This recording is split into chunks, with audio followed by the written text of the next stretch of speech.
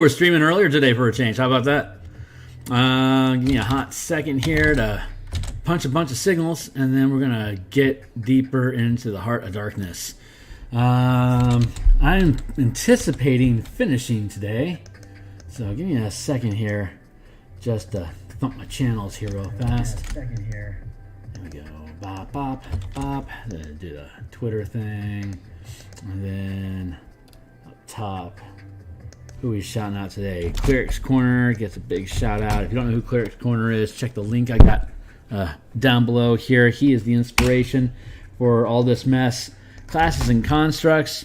You gotta check his business out, man, because he does some fantastic flavor ideations for MTG cards being converted into D&D. Love catching his channel anytime he does something new. Dungeoneer Pack, love talking to him. Great times. Indestructible. If you don't know Indestructible, you ought to check it out. He's really smart on doing game design and exploring game balance inside of the 5e game sphere. Fry Minis, shout out Fry Minis, yo.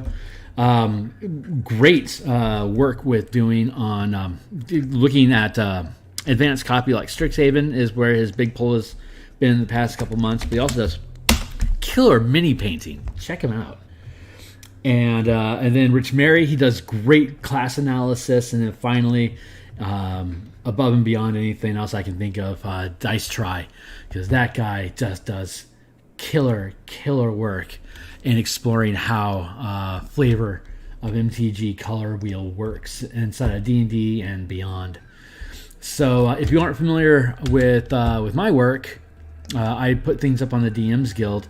Revised 5-color magic spell list, Spellpoint Warlocks, Elemental Key using the 4 elements as a to replace the 8 schools of magic. Tap untap burn core mechanics, converting 8 schools of magic into the 5-color magic paradigm. Knights and Tricksters is a deep dive into just Eldritch Knights and Arcane Tricksters using 5-color mana. Universal Spell Points and High Magic is a arguably better system to use for spell points than what the DMG page 288 offers. These are all 100% free preview to look at, so check them out. If they resonate with what you're trying to do with your game, buy them. If you do, you're going to get with it an extensive list of all spells in all books. This is just one of the tear-outs for the full Ranger. That you can see here has all the books up through Strixhaven Curriculum of Chaos, as well as Fizban's Treasury of Dragons. You can see them being dropped in. Fizban here, and I don't think there's anything from Strixhaven that's native to the Ranger, which is sad. But that's okay. They're still in here, just not on the Ranger's list. You're seeing a breakdown of white, blue, black, red, and green mana using these different aspects of magic that exist inside of the D&D 5e game space, such as Divinity, Healing, Light, Protection, Restraint, being characteristic to whites. Black, in contrast, is in the Control, Entropy, Fear, Undeath, and Darkness.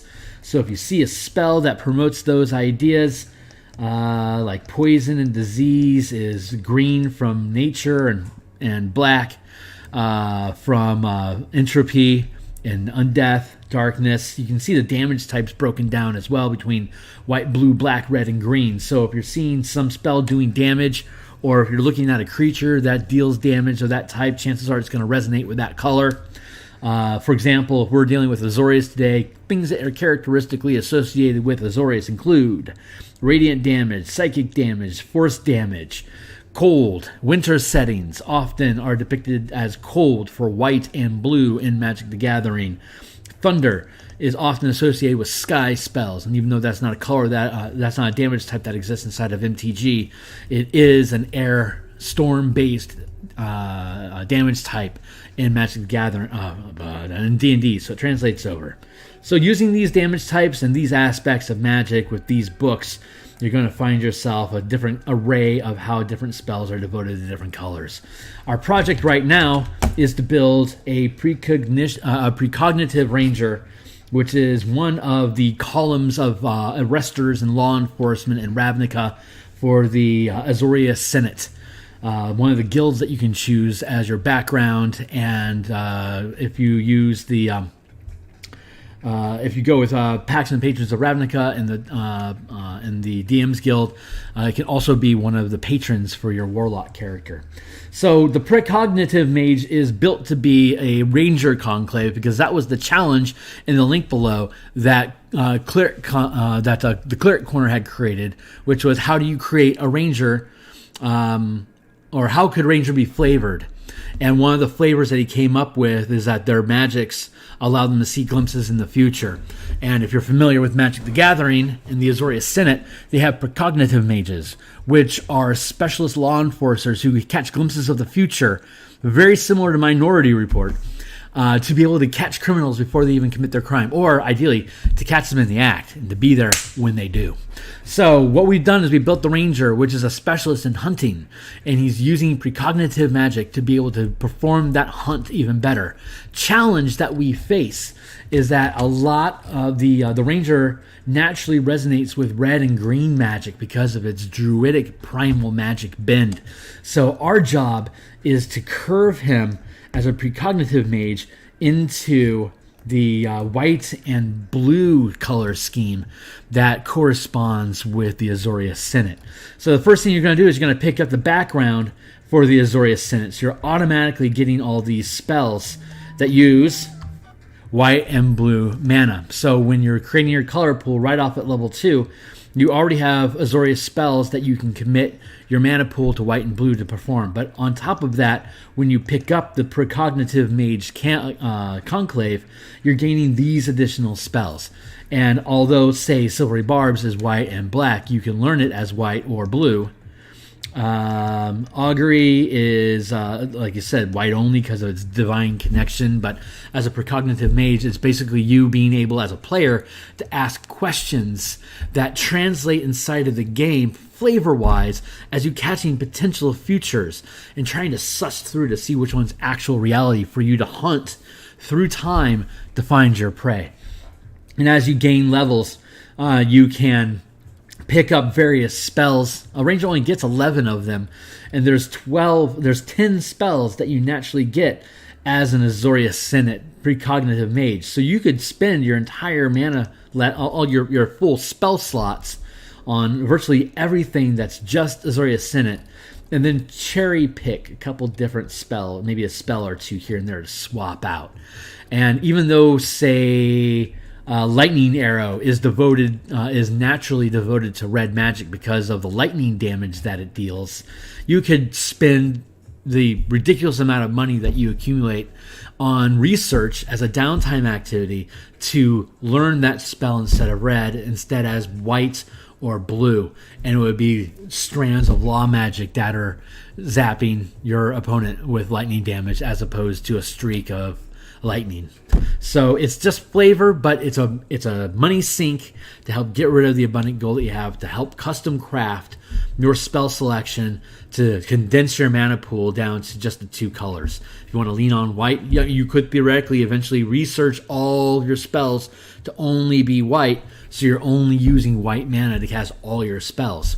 It'd be expensive and extensive, but in game, that looks like someone who has deep roots inside the Azorius Senate, very high rank of renown, has been around the block a number of times of successful campaigns with a great litigation record, who is able to afford the quality of having a solidified mana pool so that he's always speaking law. So, given those ideas, we have already built out most of the Precognitive Mage Conclave, and right now, all we're looking to do today is add flavor. So I've got about maybe an hour, probably less at this point, for me to just add flavor ribbons to each of these features. So, and I also want to fix this one. So the Azorius Guild Mage is the first feature that you get when you pick up the Ranger Precognitive Conclave. So here's how I have it written originally, but I want to change it. So I'm not going to bore you with the details of what I want to get rid of. I'm going to get rid of this. Let's see. Yeah, if you don't have the Azorius Senate background, you can choose to replace your original background. You can choose to replace your original background with it. Alternatively, you can keep your previous background and replace its background feature with the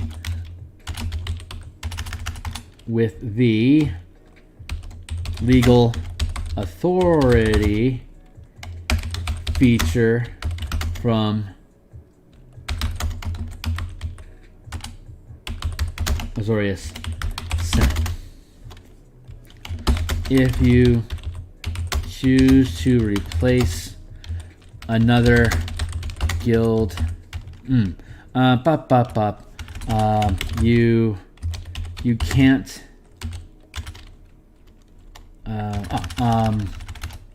If you have another guild background from other than Azorius Senate from Guildmaster's Guide to Ravnica, you must replace it. There, very simple. You can't belong to more than one guild at a time. Although you'll see that I tinker with that when we build out the Duskmantle conclave for Dimir. They do get to play with that rule.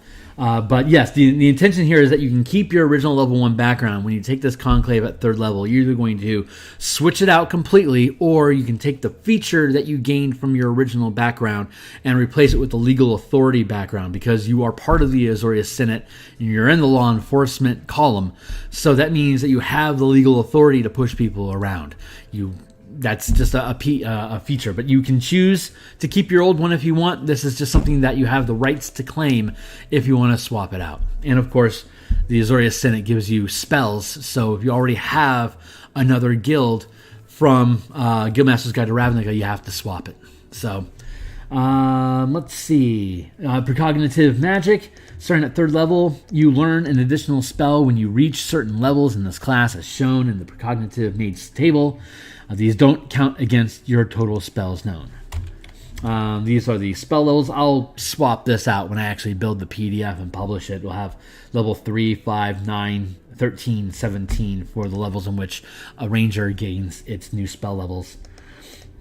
Okay, so here's what I need to add in some flavor text. Arrester's Admonition. That is a card in Magic the Gathering. You can look it up. You learn Hunter's Mark. This doesn't count against your total spells known. And if you're using the 5-color magic paradigm, this spell is devoted to both white and blue magic, so it complies with the Azorius Senate. Additionally, when a creature you can see forces you to make a saving throw, you can cast Hunter's Mark as a reaction, targeting that creature. Alternatively, if you're already concentrating on Hunter's Mark, as a reaction, you can change the quarry to that creature. You can choose to react either way before making the saving throw. So what is a way for us to express, I can see the future, so I can lock onto you as a target because I know you're about to cast a spell at me. It's not going to prevent me from casting a spell, but I'm going to have eyes on you and I'm going to see you doing it. So how does that work? Your precognition sees threats before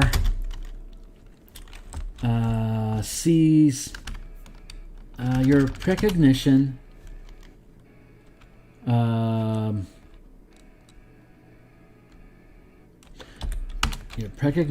how to express this.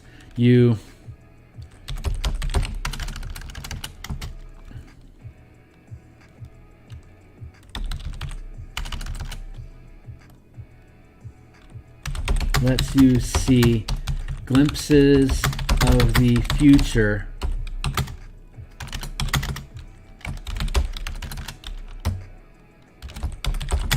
before a hostile spell targets you.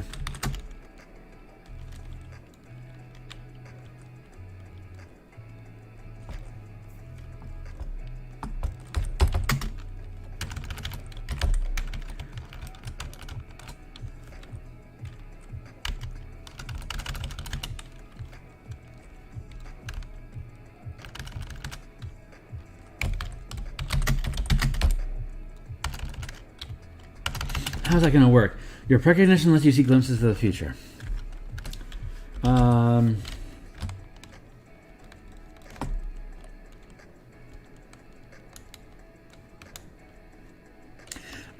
Being targeted by hostile magic triggers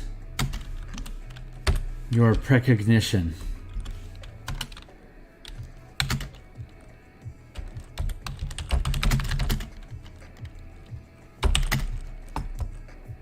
Allowing you, triggers your precognition, allowing you to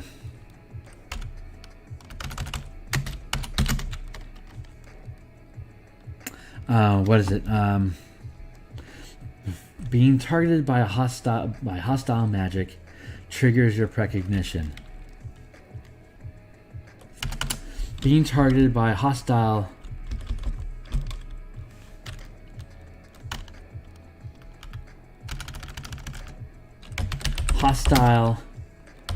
spells trigger your precognition. Trigger your precognition.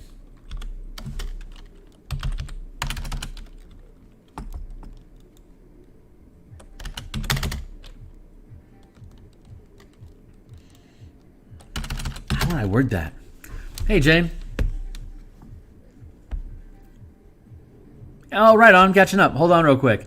Towards designing systems more than characters. I'm not particularly invested in Magic, but watching a whole paradigm of Magic be written is very satisfying. Investing in them. Right on, man. I'm really fighting with these words. If you have any suggestions, I'd be happy to take them. But yeah, check it out, man. This is my whole jam. Like all my stuff on, like almost all my stuff on DMsGuild is about exploring different paradigms of Magic that aren't the 8 schools. Like Elemental Key explores the 4 elements. Obviously, the 5-color Magic system paradigm is super deep roots that Wizards is also investing in. So it's a great space that's continuing to expand and is eventually probably going to curve into whatever it is they eventually do with a planeswalking setting. So I'm really excited about where this is going to go. I'm already going through new iterations of the basic core mechanics. Like I've been using them for years at my own table.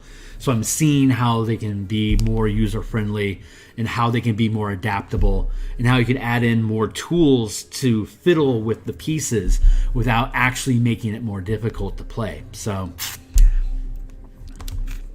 yeah. Hell yeah, man. Yeah. It took me about 15 months to write, rewrite, and then build and then paint all the art that's in the core mechanics and Knights and Tricksters, Universal Spell Points, and High Magic, and Spellpoint Warlocks that are all in the bundle in the link below. So it's a pretty extensive project. I'm looking forward to adding this one on. It'll be like $1 on the DMsGuild and like half off in the bundle. Just toss it in there. But then I'll have this. I'll have Azorius Senate and Dimir Thopter pilots, as well as Dimir Duskblades, and then I'll be able to Strix class them all. So I'll have a tight little Azorius versus Dimir bundle of, like, if you want to do like 2 guilds on guild combat system, like those 2 guilds at war with each other. Here's a bunch of tools that you'll be able to use to narrate that. It won't be popular, but it's going to be a really great demonstration of what you can do with the narrative system and some basic mechanic fiddling with 5e. So, yeah, you don't have to pick it up. It's 100% preview. Just look at it. I mean, if you want to buy it, sure. But you can read the whole thing to see if you dig it before you buy it. I don't want people to pay for things they don't like. I'm kind of like when I was a kid, when I first got into D&D, I went to B. Dalton bookstore, and I'd read book cover to cover. It's sitting in the kids section. And the manager would come by and make sure I'm doing okay. But he knew I'd buy all my Dragon magazines there. I'd buy all my Dungeon magazines there. And anytime a new D&D book came out, I would read it cover to cover and then buy it. So those guys were great. I loved growing up in there, man. So I kind of have that B. Dalton feeling to my heart. So I got to let you read what I have before you buy it. Hostile spells trigger your precognition. How is that going to work? You can sense when spellcasters target you with hostile magic and you can choose to make them your quarry. Maybe something like that. You can sense when spellcasters are you can sense that's it, your Precognitive Magic can sense when spellcasters will target you with hostile magic. Their visage is made clear.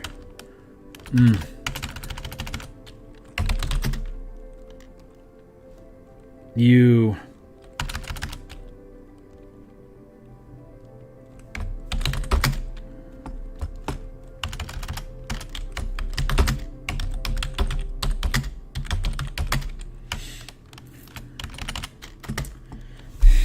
Your precognitive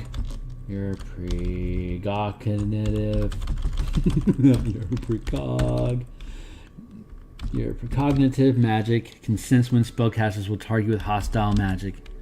Your precognitive magic can sense when spellcasters will target you with hostile spells,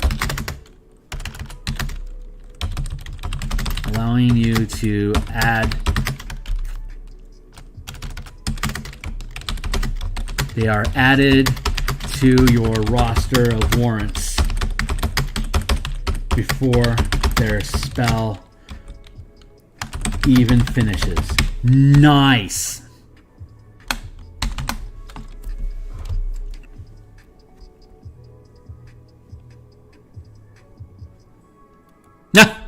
Yeah, man. I mean, I like maze rats, questing beast.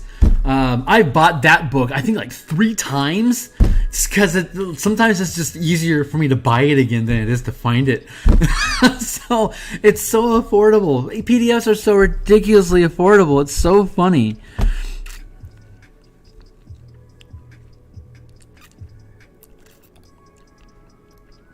Yeah, these are all cards that exist. You can look up these titles. Well, except for Predictive Conflict, that's something I made up. But Predict is a blue card. So I find, like, I do a search for Azorius cards, and then the cards that I find inside of there, I either pull the title completely and then retheme the flavor of the card to be a class feature, or I take the general gist of what that strain of magic is doing. Like Addendums.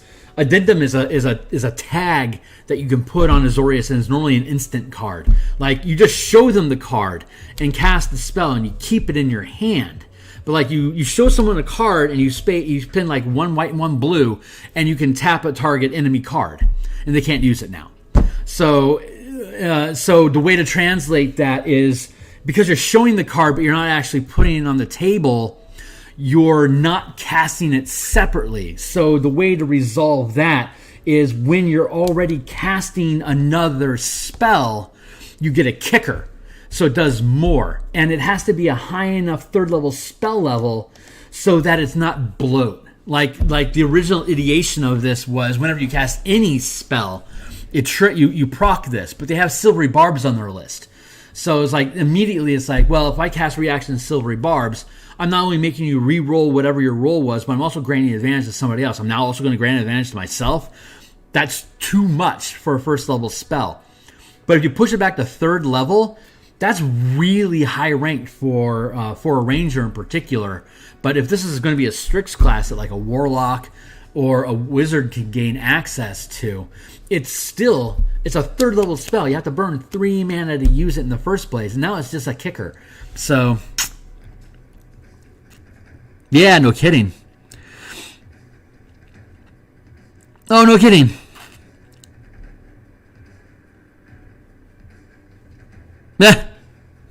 Oh, when you said Domino's, I was thinking about Domino from Deadpool. She is by far my favorite X Factor character. So boss. I'm gonna try to finish up this text stuff, and then I'll start talking about spell points. Let's see. When you roll initiative, you can choose to keep your result or swap it with that of another creature. Precognitive conflict. Your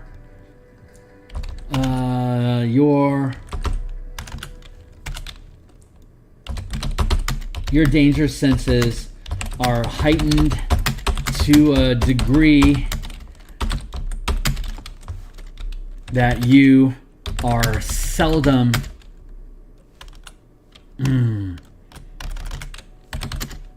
that you are only caught flat-footed if you that's where that's different. Your danger senses are heightened to a degree that you are never caught flat-footed.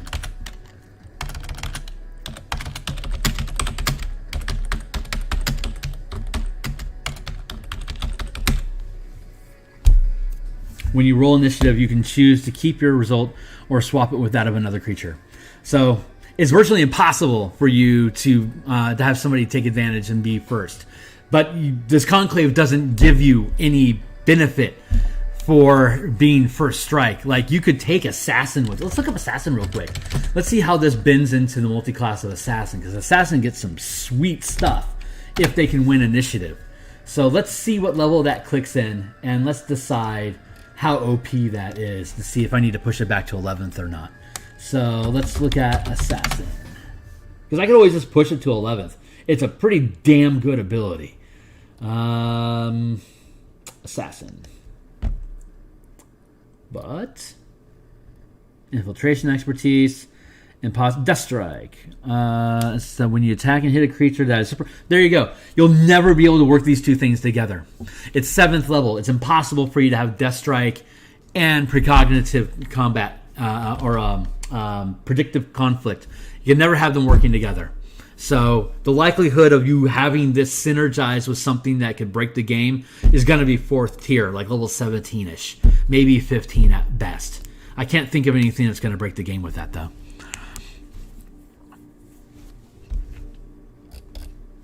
So I think it's safe at 7th, and it's a really great reason to stay with it. Okay, so I'm going to let that sit, and let's see. Magic Addendums. When you can't, let's see. I would say this is the off the cuff. The idea of addendums isn't very precognitive, but all the effects that it allows you to do are precognitive.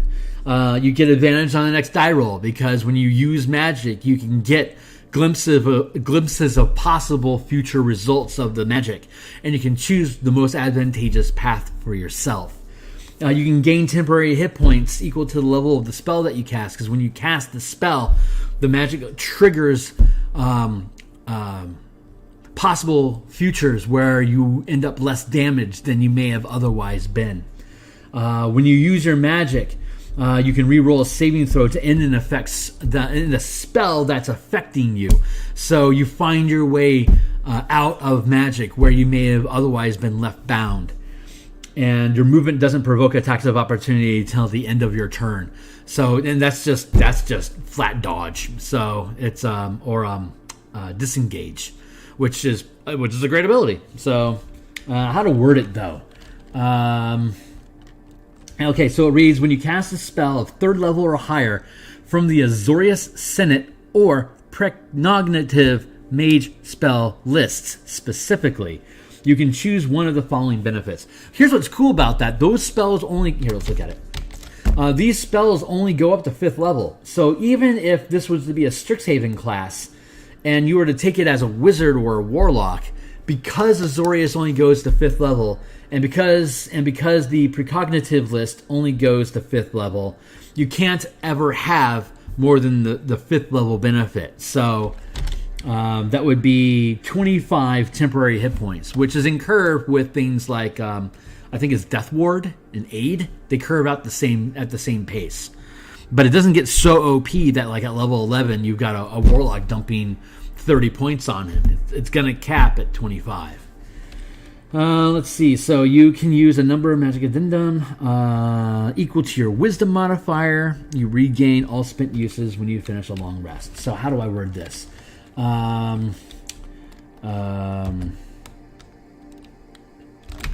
When the magic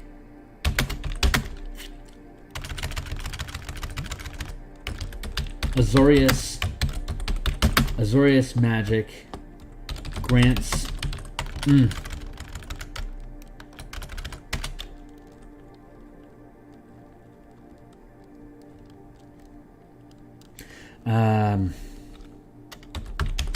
wielding Azorius Magic grants you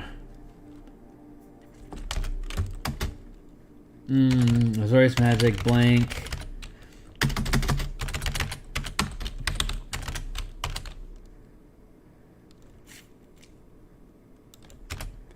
wielding Azorius Magic opens a broader view of possible futures.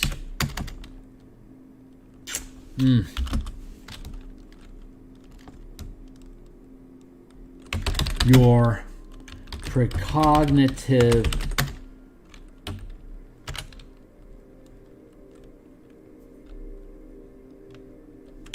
precognition, your glimpses of the future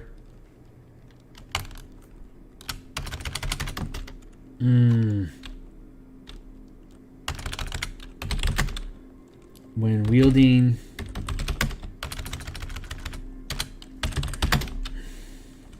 you can now see many paths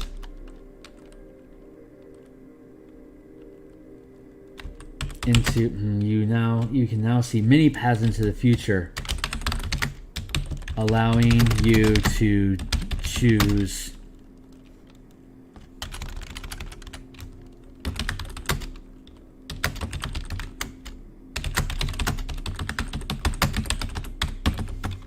Narp. Don't really like that. I like that idea, but I don't like the wording of that. I'm horrible with flavor text. Give me crunch all day, but tell me to describe it in a flowery language, and fails circus. So let's see. Your mastery of precognitive magic opens the horizon. To your future. Opens the horizon to opens your mastery of precognitive magic offers many paths to your future success.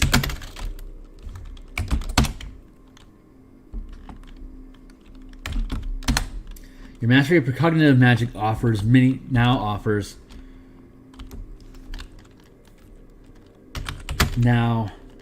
reveals many paths to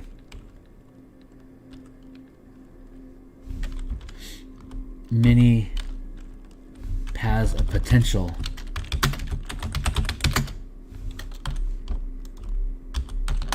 to your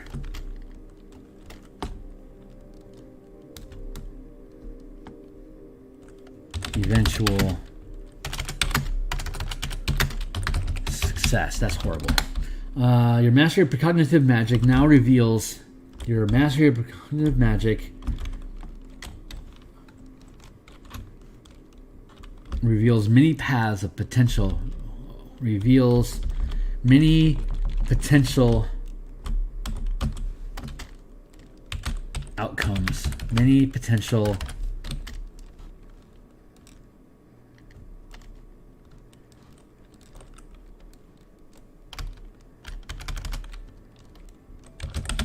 many paths to follow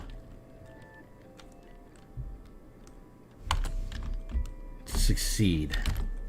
That's horrible. Yeah, I'm the worst at this crap. Your mastery of precognitive magic now reveals many paths to follow. Precognitive magic reveals many possible outcomes resulting in your success. Your mastery of precognitive magic reveals many possible outcomes resulting in your success. Many possible outcomes. Reveals many possible paths to your success.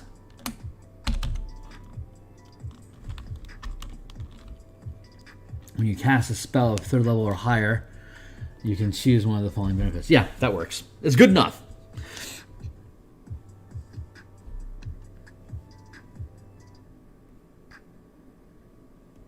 Flat numbers? Yeah, well, I don't disagree.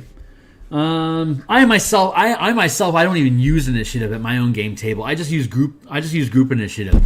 You guys go, and then I'll go, and then you go, and then you resolve, like, you go, and then I'll have my enemies react and go at the same time. So you tell me what you're gonna do, and then you roll all your dice together as a team, and then I'll look at what your results are, and then I will react and respond at the same time. And when they do that, my team can then react and then follow up with a response. So you're getting like 2 steps at a time. And everyone can go in any order that they want. It's just one team versus another team. It keeps everyone engaged at the same time. They're always working on the problem together. No one's waiting to see what someone else does before they decide what they're going to do. It often leads you to double tapping enemies. Like, I want to make sure that guy goes down. The ranger and the rogue are both, like, I have a ranger, a rogue, and a druid on my team. The ranger and the rogue double tap guys so often. It's ridiculous. Because they're like, when they want to drop something, they want it dropped. Because they know that if they don't drop it, it's going to be able to come back and tag them multiple times. And they're fragile. So they're happy to waste action economy to make sure something falls. And after they start running the same things, like when they were 5th level, after they bumped into trolls a few times, the ranger knew that he could tap one twice, and if the rogue can get in with a sneak attack, chances are the flaming sphere from the druid's going to finish him up next round. So they could sequence their attacks to make sure that they're hitting targets with more efficiency, but they have to learn their enemies that way. The everyone takes their own turn is ridiculously slow. It divides everyone's attention and encourages you to get bored inside of your phone, and no one pays attention. But if everyone has to resolve the problem now, and then, okay, now we know what we're doing, everyone throw dice, and whoever got results first, tell me what they are, and I just go check, check, check, check, check. And I just count off who all hit and how much damage was with each hit. I don't even tell them who got the killing blow sometimes. It's just, yeah, you dogpile that guy and he goes down. And then they all like high five as a team because they weren't sure they were going to be able to do it. They don't care who got the final hit. It's not like it's League of Legends. So, yeah. Sorry, I'm ranting. But yeah, but I have to design these things keeping in mind how Wizards is supposed to play the game because I'm already bending the rules a lot. Just introducing these mana mechanics. So I have to try to stay square with how the system is expected to work so that the variant rules don't get too inbred. I guess is a proper term for it. All right, so hey, we're on our 15th. Precognitive Perception. You gain proficiency with the insight and perception skills. If you already have them, you can pick 2 other skills instead. When rolling an ability, insight or perception check at advantage, you can re-roll one of the dice to potentially increase the final result. It's like reverse silvery barbs. You started off the game with silvery barbs, and your capstone features are reverse silvery barbs, where you are allowing yourself to re-roll your worst die at advantage to give yourself even better advantage, specifically for insight and perception, the 2 skills that are most associated with precognition. It's pretty tight. It's pretty tight loop for itself. I'm pretty pleased with that. So how do I word it?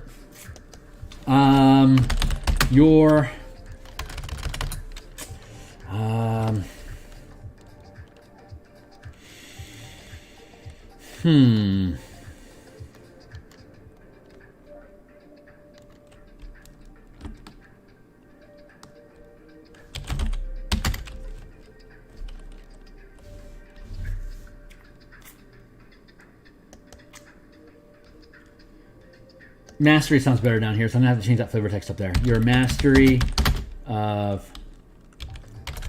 No, wait. Your precognition has become so potent.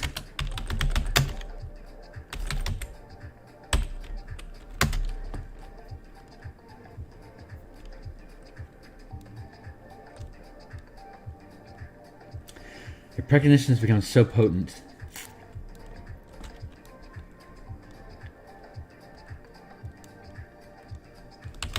you're constantly sifting through potential results, sifting through potential outcomes, you're constantly sifting through, you're constantly choosing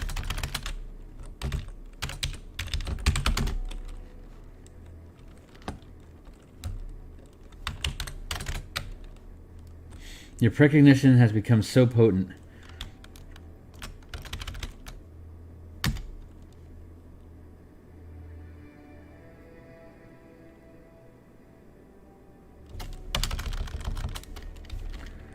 your precognition has become so potent that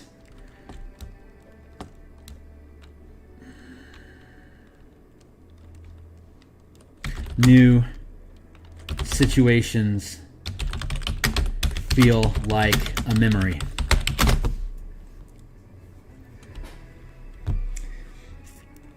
I don't know if that works or not. I kind of like the poeticness of it, but I don't know if it's the right flavor. Your precognition has become so potent that new situations feel like a memory. Oh, wait, I can change that. Your precognition has become so potent that you remember the outcome of new situations.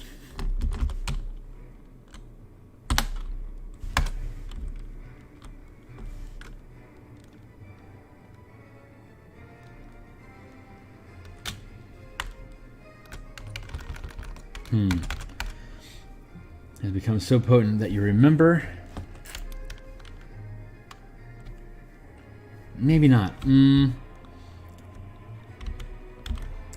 Your precognition has become so potent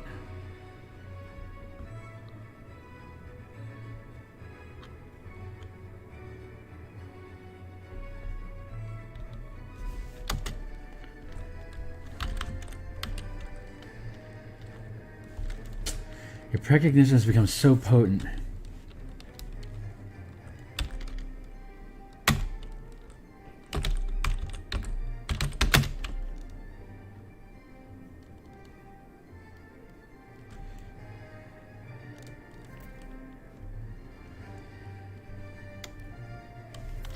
How am I going to word that? Your precognition has become so potent that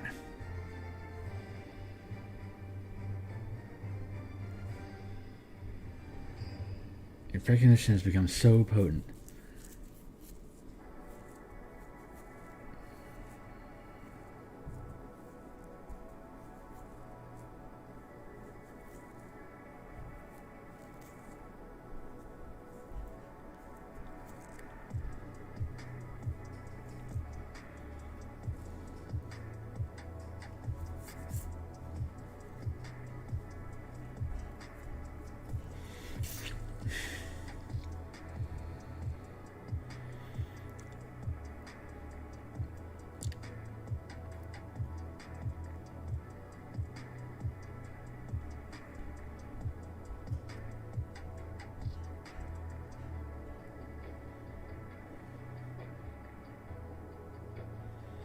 it's like what new is a memory. It's like instead of having, it's like your coin has three sides.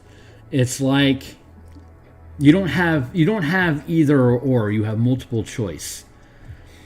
All true false is a multiple choice.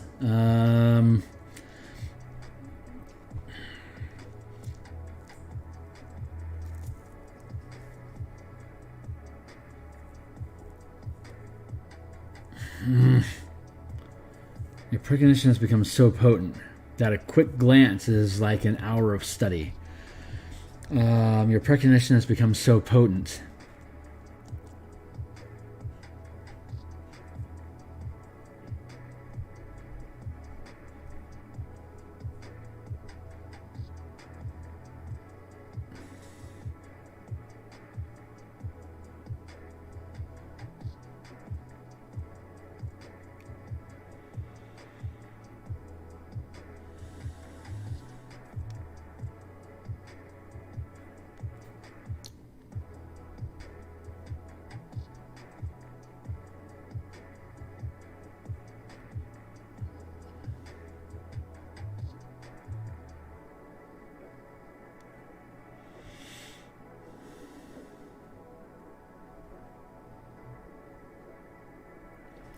Your precognition, it's like you approach a problem from more than one direction.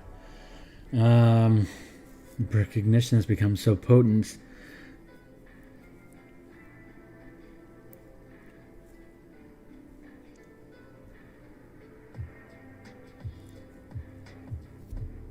That you remember details the first time you see them.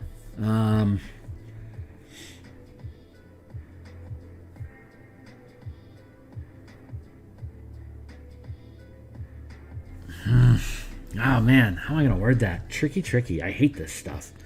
Tricky. Your precognition has become your...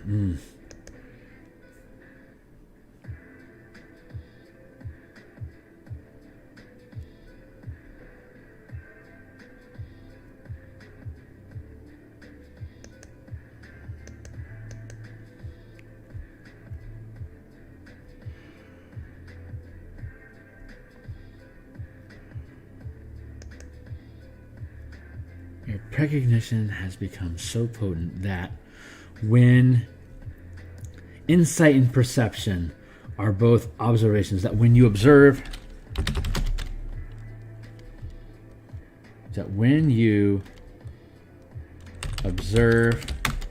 events, they feel like memories.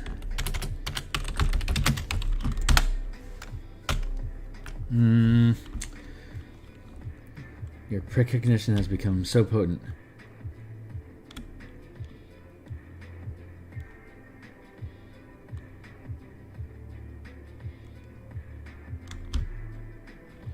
that when you observe events,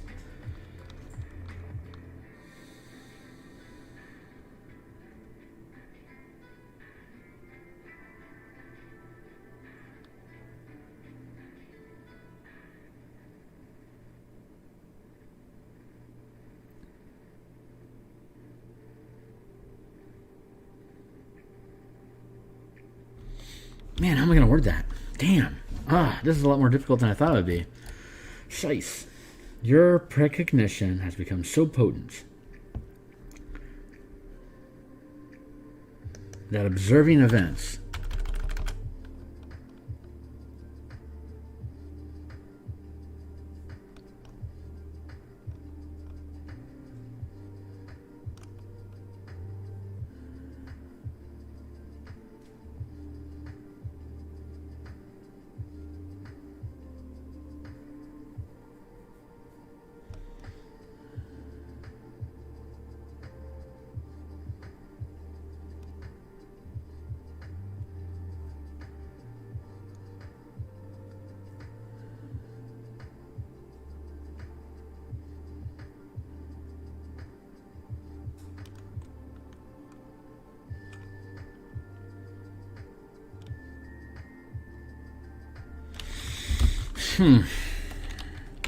the echoes of potential futures are so pronounced.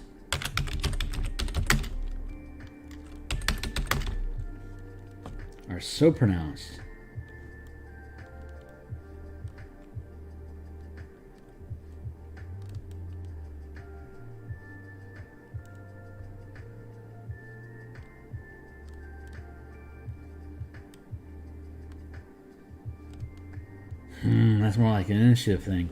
Damn. Your echoes of potential futures are so pronounced.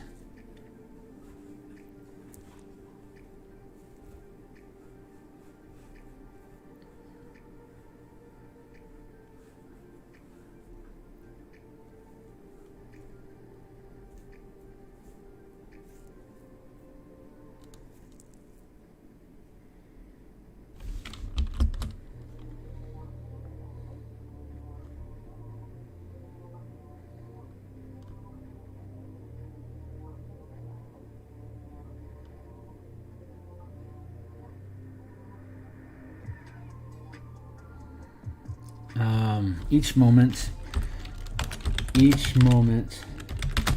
offers you 1,000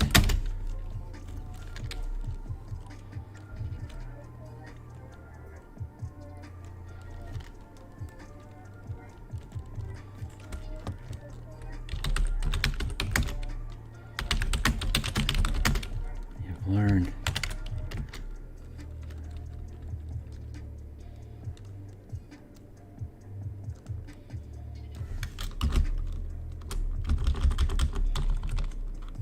Each moment offers 1,000 futures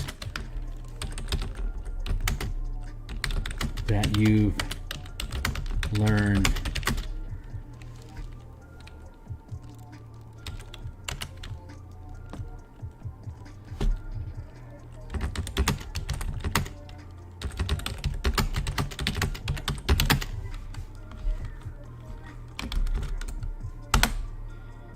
Each moment offers 1,000 features that you've learned to read like tracks in the mud. Nah, that's too bleh.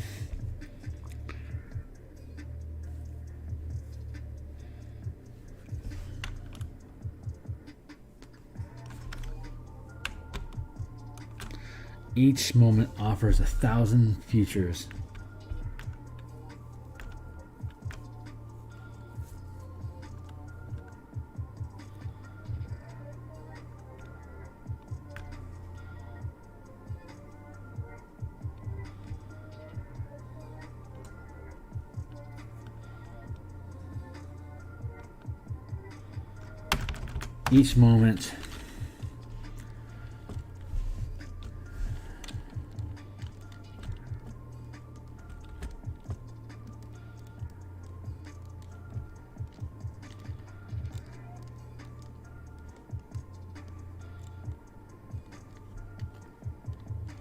Each moment cascades.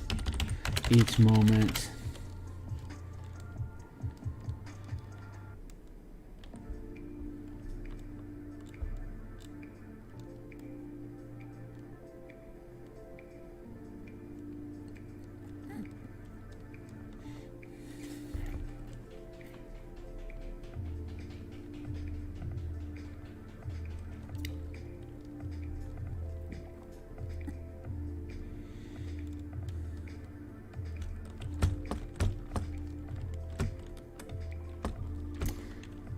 man, this is difficult. Each moment, each path, each...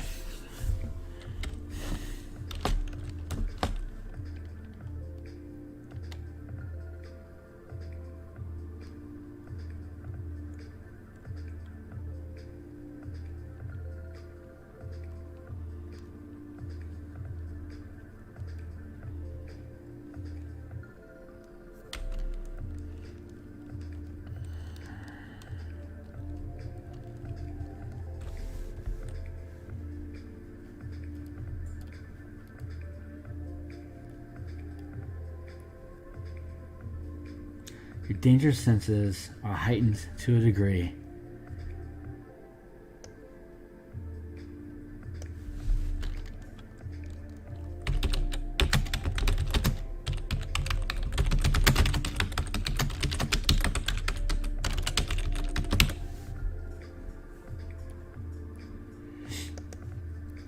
Each moment.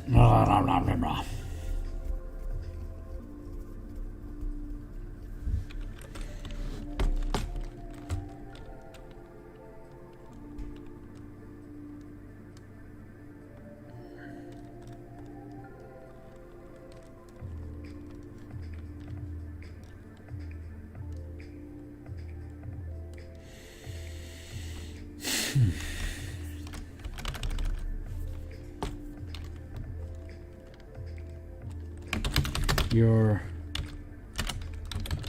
awareness of potential futures are so pronounced that few details in the moment escape you.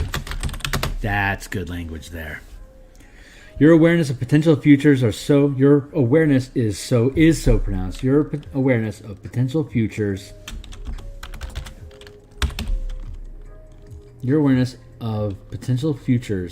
is so pronounced that few details in the moment escape you.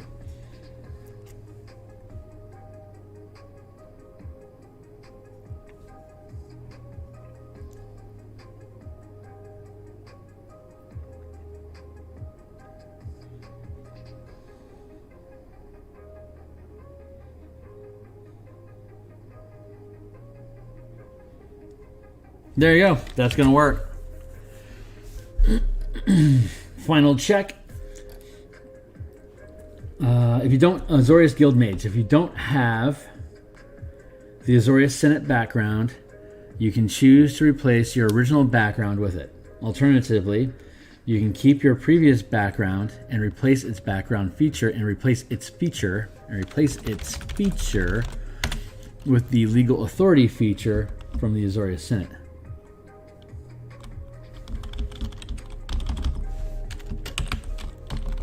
Of the Azorius Senate instead.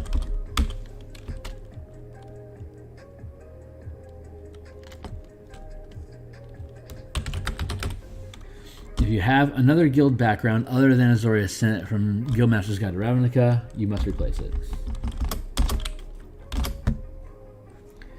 Precognitive Magic, starting at 3rd level, you learn an additional spell when you reach certain levels. I better double check the wording on that one real quick. Thank you.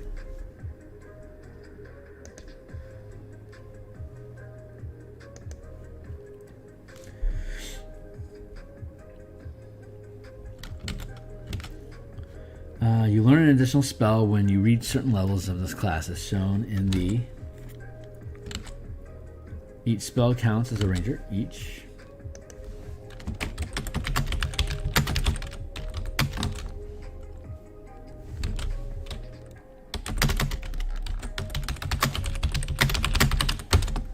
So for you, it doesn't count against the number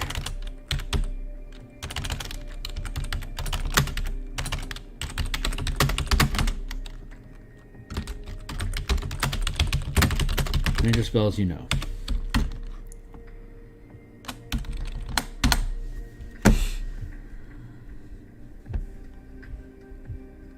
Yeah, I know, right?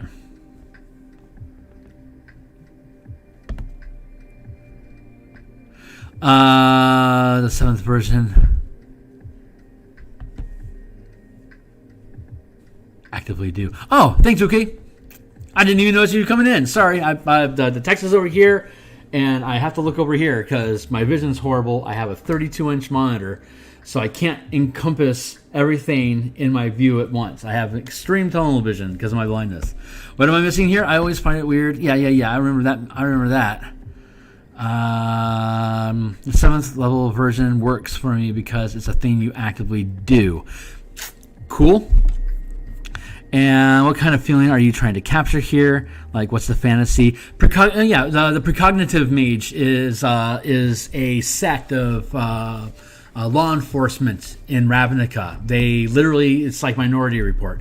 They can literally see the future, and they convict people of crimes on things they haven't even done yet. And there's a lot of controversy about whether they're lying or not at times. So if they're going to do their job right, just like in the movie Minority Report, you catch them right as they're trying to do it, so that you have the evidence there, so you can't be confronted about breaking the law yourself, but you can entrap them at the same time because they're committing the act. So the feeling that we're going for here is that you're manipulating dice in your favor because the dice are the mechanic that express your ability to see what's going to be happening. The interesting taste is that in a lot of fiction is that you see the future, but you don't know what it means until it actually happens. So it's only kind of useful. So it's not like you know what's going to happen beforehand, except for that you have augury and you have divination. So those spells themselves actually do tell you potentially what's going to happen or where you need to be. And you're flavoring them like as if you're just looking into the future instead of asking a divine power, what's the right thing for me to do here? It's just, I see the path. I just need to follow it. So I think I've locked these things down pretty good. Arrester's Admonition. Your Precognitive Magic can sense when spellcasters will target you with hostile spells. They're added to your roster of warrants. They're added to your personal roster.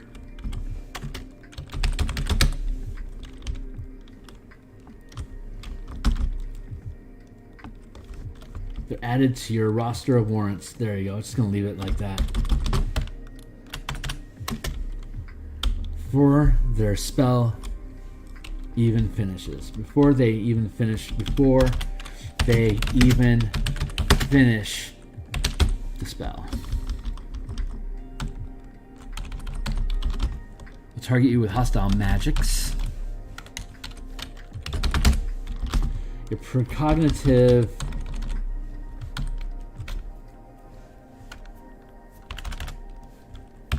precognition can sense when spellcasters will target you with hostile magics.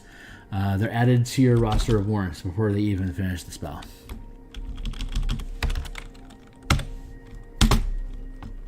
You learn Hunter's Mark. This doesn't count against your total spells known. If you're using the 5-color magic paradigm, this spell is devoted to both white and blue magic. Additionally, when a creature you can see forces you to make a saving throw, you can cast Hunter's Mark as a reaction, targeting that creature. Alternatively, if you're already concentrating on Hunter's Mark, as a reaction, you can change the quarry to that creature. You can choose to react either way before making the saving throw. Granted, the saving throw could cause you to lose concentration. That's the balancing risk. That's Tom Cruise. Now all I gotta do is have Lawn Strider so I can just run forever. Predictive conflict. Your danger senses are heightened to a degree that it's nearly impossible to catch you flat-footed. When you roll initiative, you can choose to keep your result or swap it with that of another creature. Magic Addendum. Your mastery of Precognitive Magic reveals many possible paths to your success. When you cast a spell of 3rd level or higher from the Azoria Senate or Precognitive Mage spell lists, you can choose one of the following benefits. Gain advantage on your next die roll. Gain 5 temporary hit points equal to the level of spell cast. Reroll a saving throw to end a spell affecting you. Your movement doesn't provoke opportunity attacks until the end of your turn. I'm wondering if gain 5 temporary hit points. You're level 11. 15 hit points isn't shit. So yeah, that should be safe. Let me look up 5e sources of temporary hit points. See what kind of a troll answer I get from that.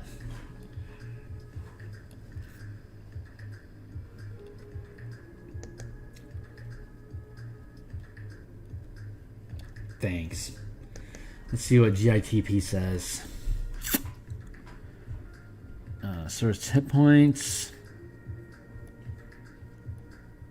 Maybe if I narrow my field to 5e, what spells grant temporary hit points? I don't want to blow out the curve with something that's too generous. Hit points of false lives. It gives you an extra D4 plus 4 temporary hit points. And powered up by casting at higher levels.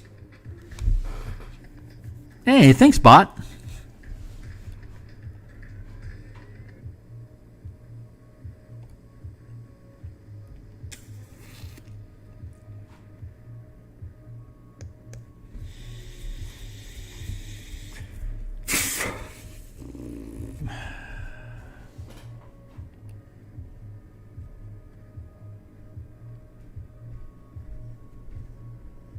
Holy crap. Well, it's nothing compared to Black Razor. 10 hit points per Warlock level? Okay, it's nothing compared to that.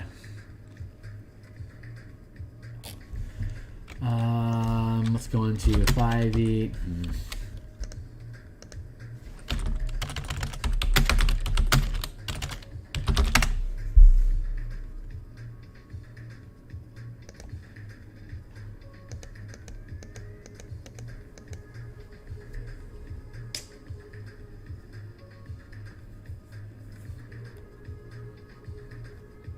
First level necromancy.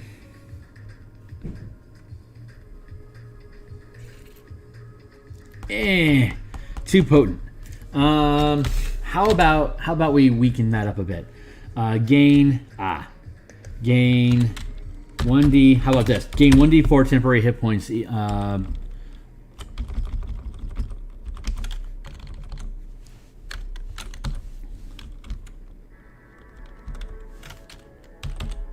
don't know how to word that. Gain 1d4 temporary hit points for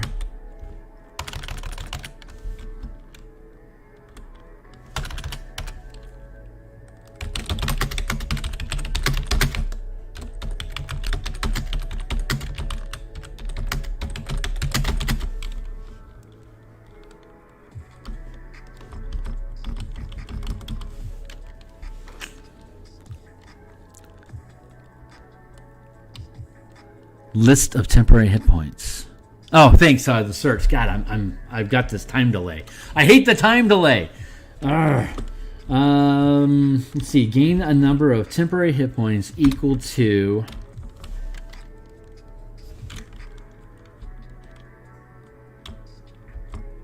gain 1d4 temporary hit points for each level of spell cast.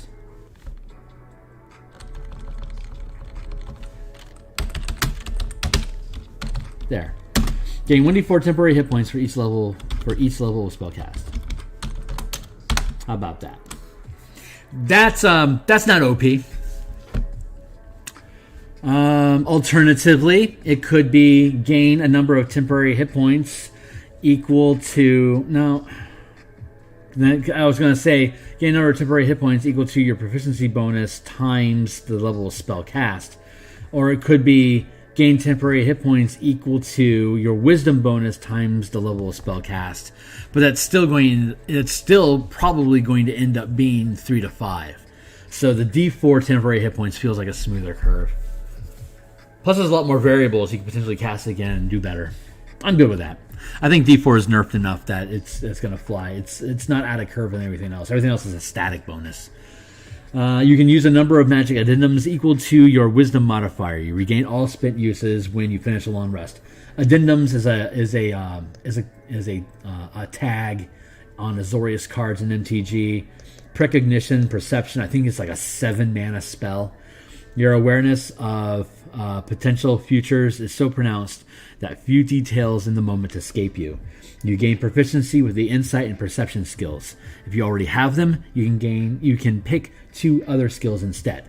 When rolling an ability, insight, or perception check at advantage, you can re-roll one of the dice to potentially increase the final result. Cool. I am good with those. So that is set. The only other thing, there's only 2 other things to mention is 1, the mana pool, and 2, Strix classes. So this is built so that it does not lean into any Ranger class features whatsoever. So that means if we're going to look at, where's my handy dandy super chart of future? There we go. Okay, so here's my feature level master chart. If we zoom in here, we're looking at the S column is for subclasses. So we know that a Ranger gets subclass features at 3, 7, 11, and 15. That's four features and roughly one per tier. So other things that reflect that model that could reasonably curve into the same aesthetic would include Wizard. It brushes about the same. Warlock could take this as an alternate class feature. It's curving about the same. Picking up Hunter's Mark as a first level ability is hardly a big deal for a Warlock. Come on. Wizard as a second level, that's pretty dope. That can work. Wizard, Warlock does not curve easily with the Rogue. Ranger is default. Paladin, I think it comes on a little bit too late. I guess you could take it, but it stacks weird, so I wouldn't say Paladin's a smart fit. In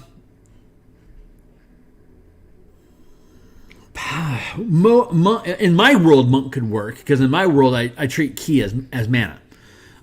It's basically pack mana. So that could work in my world, but for the broader spell slot typical system, I think it's too much of an ask. But I think it works. Druid also curves well. You could take a Precognition Mage as a Druid if you really wanted to. Cleric, of course, doesn't work properly.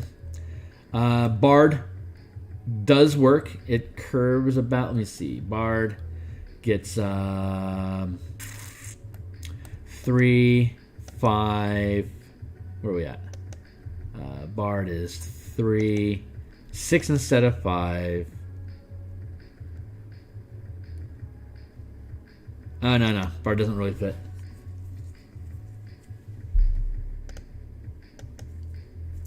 No, it's not Bard. Barbarian, of course, no. But Artificer, yeah, Artificer works. So, Artificer, Druid, Ranger,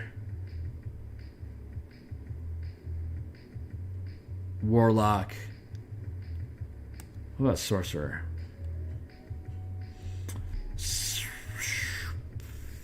Yeah, Sorcerer's in curve.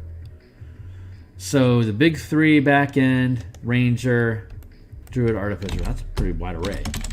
You could Strix all of those.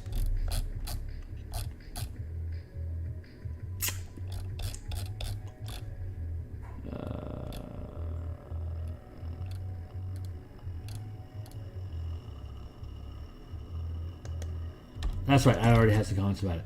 While initially designed for Rangers, this archetype can be chosen by Artificers, not Bards. Druids, Sorcerers,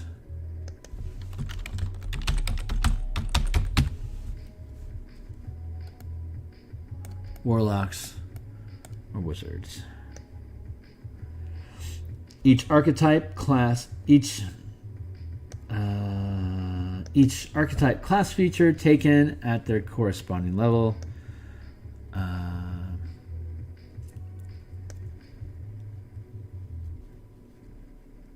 Sorcerers by Artificers, Druids. Also be chosen by Artificers, Druids, Sorcerers, Warlocks, or Wizards. And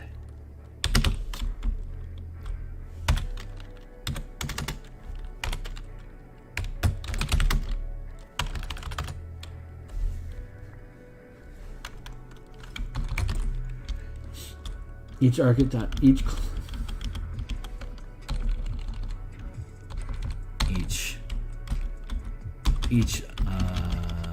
of these classes gain a Precognitive Mage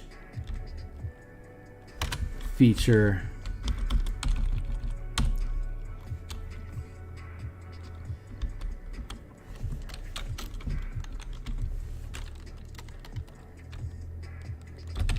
at first or higher level. For example,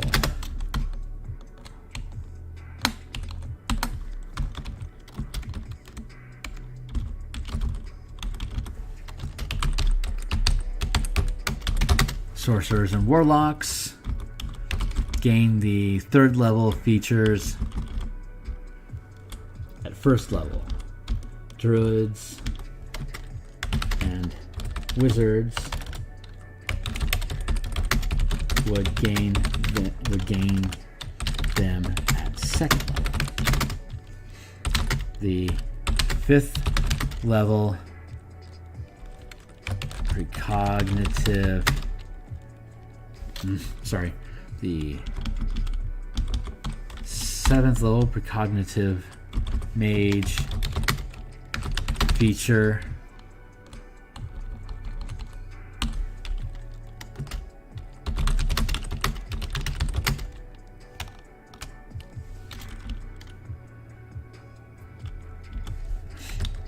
an Artificer would gain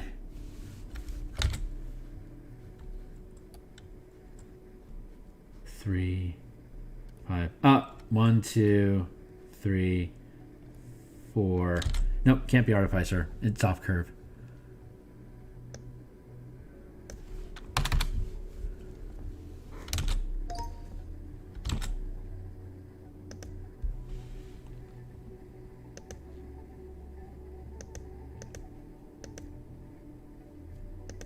What are we saying here?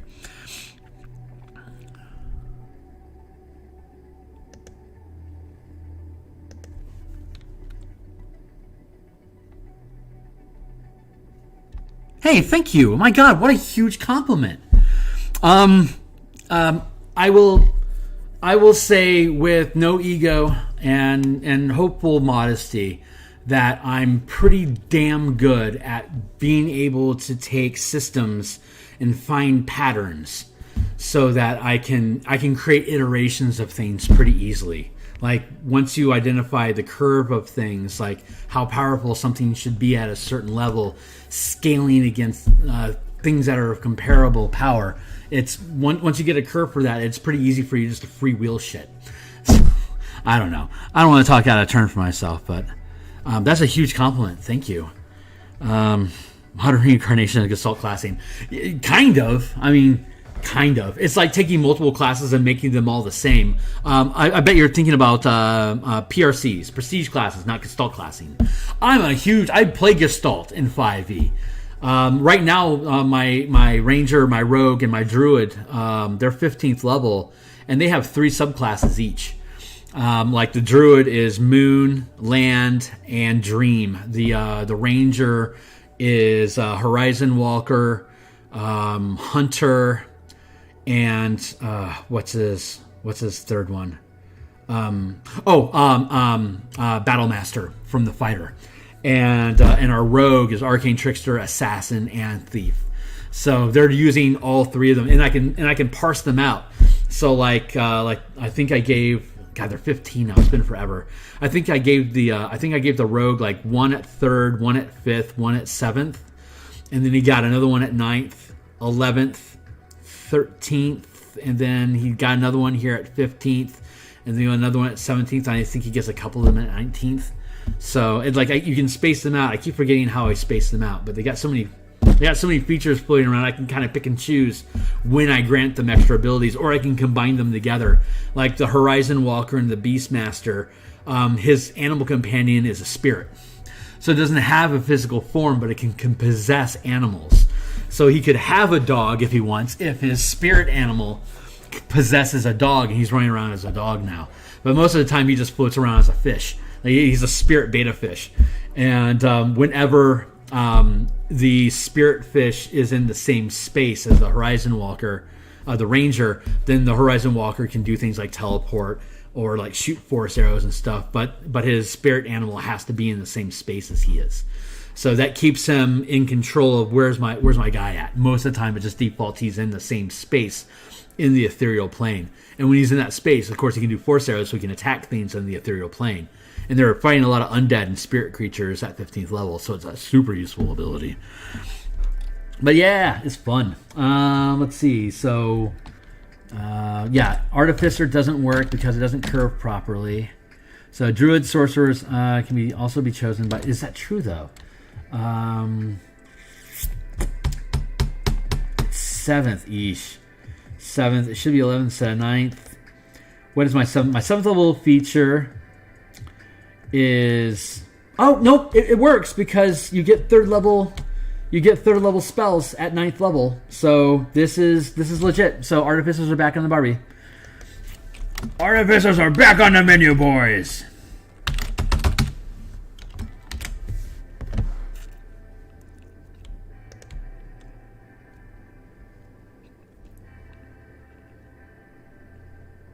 No, right on.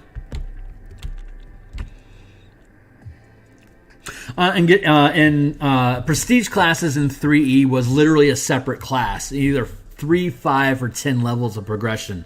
It's kind of like multi-classing. You drop what you're currently doing, and you pick up prestige classes instead, and you take it as far as you want. Gestalt in 3 point whatever was you would literally take like fighter levels and wizard levels. You take fighter hit points. You choose your saving throws between what the wizard or the fighter offered. You gain all the armor proficiencies of the fighter, and so you'd be able to use them as a caster while fully armored as well. You get all the armor and weapon proficiencies of the fighter, and you gain full spell progression as a wizard. It was literally take both classes, give them all the features, and then whenever there was redundant features, give them the better of the two. So like if one class had 3 skills and the other one had 2 skills, you get 3 skills, but you could pick across all the skills that are available to both classes. And they had things like templates. So like if you wanted to play a Merilith, it had an effective character level of 15. So you'd have to start characters at 15th level, and you'd take one Gestalt tree as a Merilith and the other one as like a Paladin. And so you'd be a Merilith, literally a Merilith, like 6 arms with smites. It was ridiculous. Thanks, thanks, Bot. I really appreciate your input there. Super useful. Yeah, I think Paragons might actually curve well. I've only played a little bit of 4E, but I think the idea of Paragon works better in 5E in general. I think this is kind of that same thought process. Like Paragons was like an ideal, and then like different classes could curve into it, right? It was kind of like a feat progression, wasn't it? Let's see if I have that stapled down good. So these classes gain the Precognitive. Sorcerers and Warlocks gain 3rd level features. Druids and Wizards gain the 2nd level. An Artificer would gain the 7th level Precognitive Mage feature.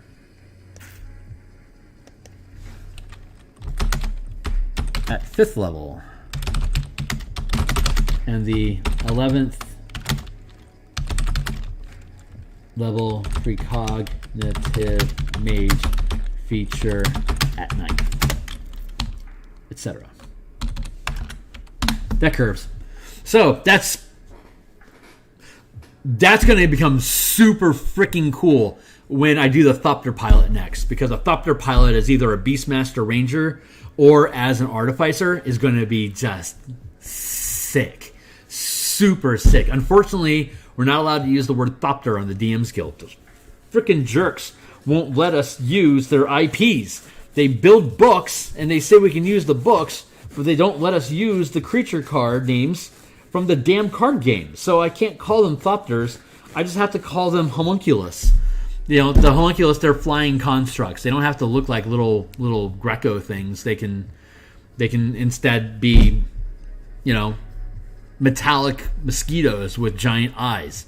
It's just a homunculus. But I could potentially call them homunculus Thopters. I'm not sure what I can get away with there. I'm not sure if I want to try to bend the edge. But yeah, the Thopter pilot is going to be freaking sick. So that resolved the Strixhaven, or the Strix classing. The only last thing that I need to make comment about here is Spellpoint progression. So what I want to do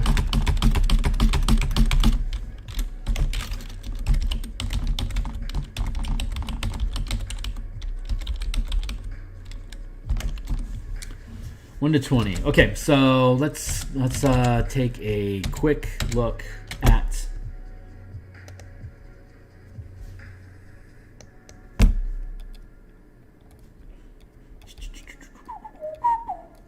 Let's go to USP real quick. Let's take a look at the universal spell points. Like I said, all my books are 100% preview. So let's peel one open.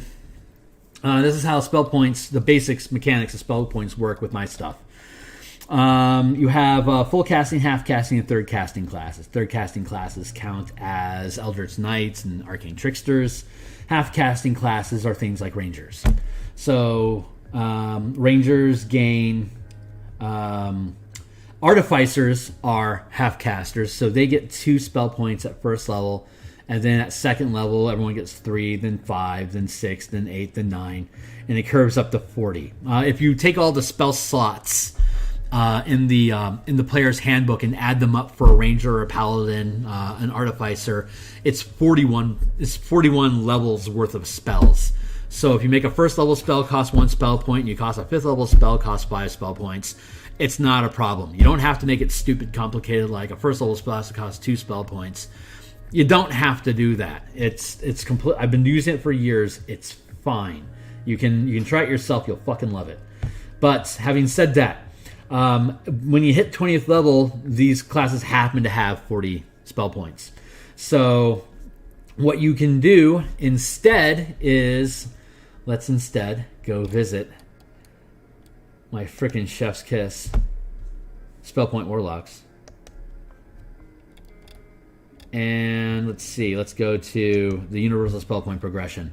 Spellpoint Warlocks, they have their Arcanum, which are spell points that you get back on a long rest, but their Pack Magic you get back on a short rest. And oh, look at that, level 1 to 20. They get 1, 2, 3, 4, 5, 6, 7, 8, 9, 10, up to 20 points. So that's how they curve out. They end up with 20 points at 20th level, and it's effectively the same as having 40 static points. So it all curves out pretty simple. Ornithopter is a magic item in the Wild Beyond the Witchlight. It's a 20-foot object. It's a vehicle that crashes if I believe if you stop taking move speed each round with it. I think it requires you to pedal it, so that gets enacted as a walking speed that's multiplied. I think is how the mechanics there work. I could technically call it a tiny ornithopter. I think that would work, and then I could put in references like see which Wild Beyond the Witchlight. I guess I could do that. I might be able to get away with that.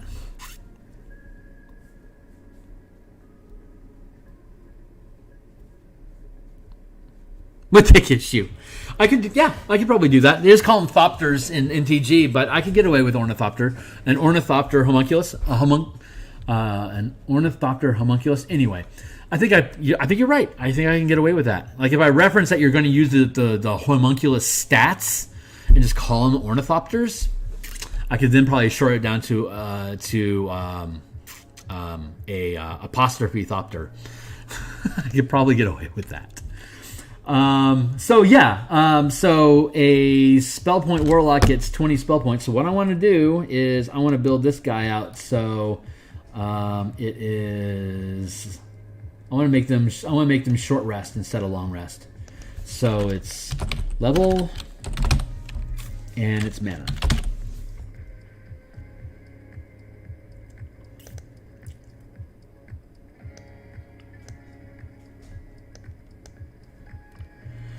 And it's just dummy simple.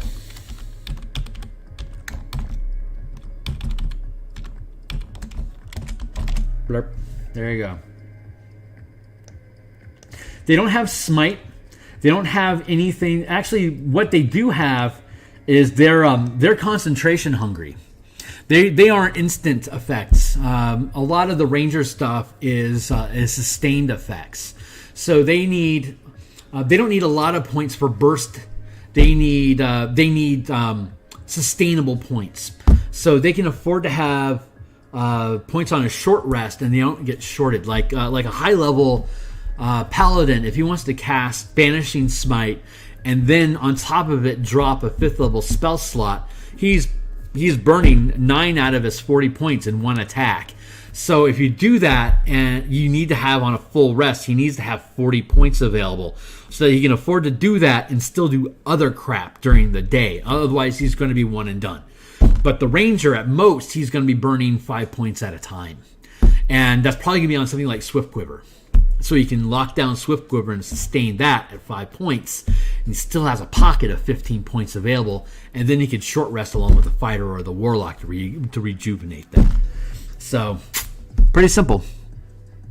Oh, I see. Thank you, Jay. Got it. So I can call them Ornithopters. I'm loving it. Hey, I love the loopholes. I'll take them. I could always still. I can call it Ornithopter and then say C homunculus stat block blah, and and then I just provide illustrations that look like the eye bug, the Dimir eye bug, and the Azorius thopters. Yep. I think I can get away with that. Thanks, Jan.